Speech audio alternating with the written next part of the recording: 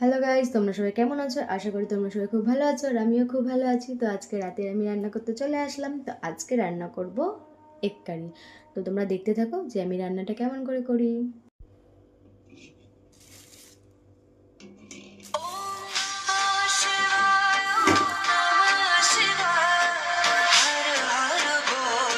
তো গাইস, আমার এখানে ডিম সিদ্ধ করা হয়ে গেছে আর এদিকে আমার সব কিছু কাটা কমপ্লিট। এখানে আলু কেটে রেখে দিয়েছি আর এই পেঁয়াজটা টুকরো করে, এগুলো পেস্ট হবে, এই তিনটে জিনিস।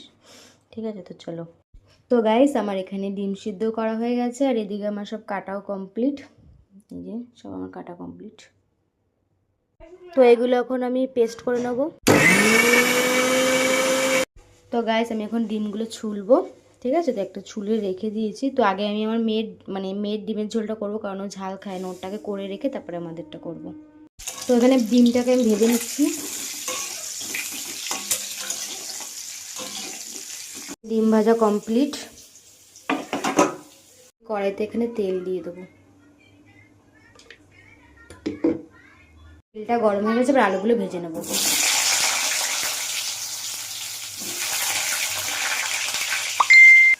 এবার পরিমাণ মতো লবণ দিয়ে দেবো আর দিয়ে দেবো একটু হলুদ।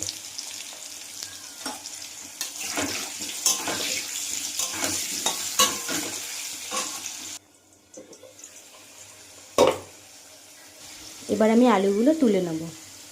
কষানো হয়ে গেছে, এবার আমি জল দিয়ে দেবো।